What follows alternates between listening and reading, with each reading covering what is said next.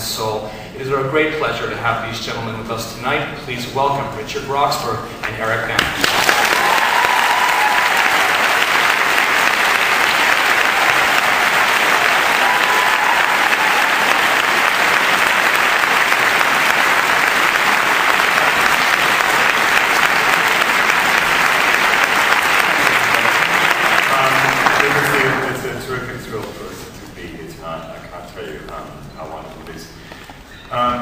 Filmmaking Festival, when you're making a tiny film back at home with a very tiny budget, you don't really expect that you're going to then take the film to big festivals like Toronto and etc. And so it is a huge thrill.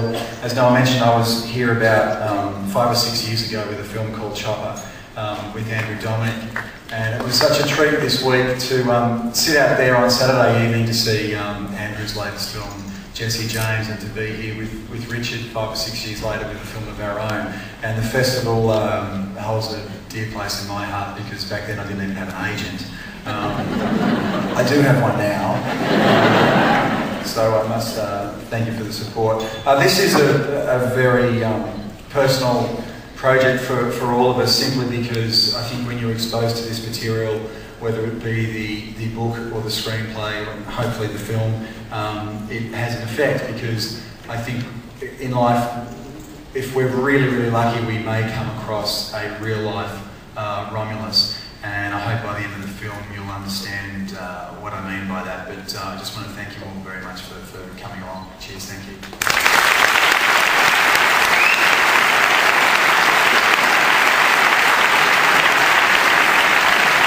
To, you know, be an actor while he was directing. Say it like this.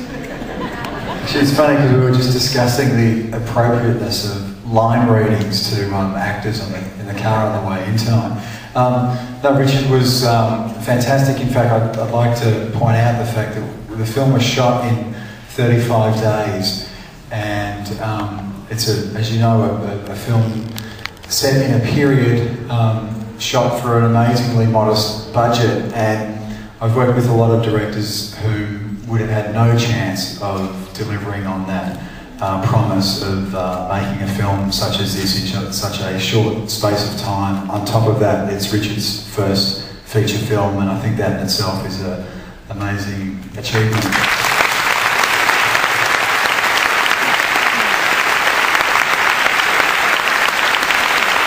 He was, of course, just brilliant to work with, and I was quite scared, to be honest, because these three guys lived with a project for an incredibly long period of time and brought it to the screen and brought it to myself and the other actors, and I will be forever grateful.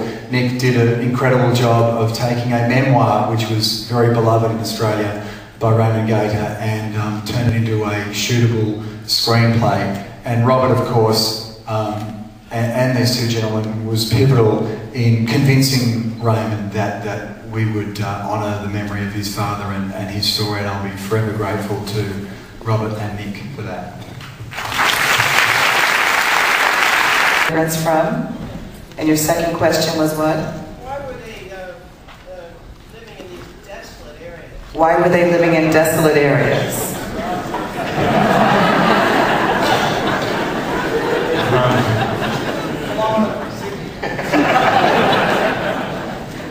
The Romulus and the brothers Hora were Romanian immigrants, and Christina was German.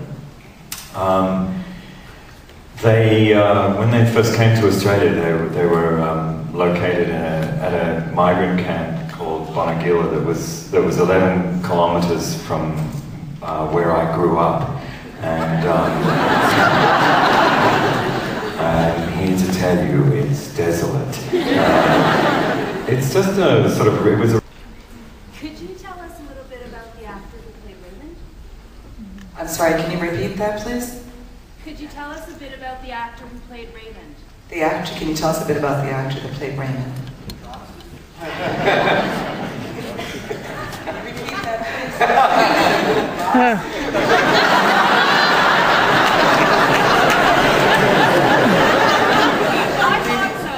Try one, edit. I convinced Rob and Richard that it would be worthwhile just doing one cut without Raymond in it. The film didn't test so well.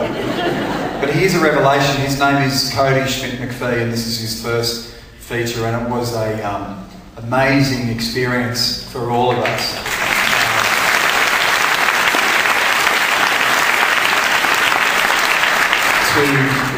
For myself to sit opposite a completely untainted, unaffected performer who was largely completely unaware of how brilliant he was being was really something to behold, and I hope that he continues that. Fat chance, I mean, let's be honest. But no, he's absolutely incredible, and on top of that, an actual, a complete sweetheart of a kid, really.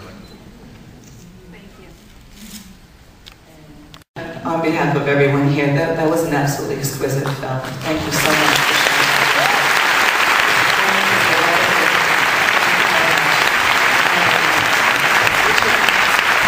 Richard Roxburgh, ladies and gentlemen.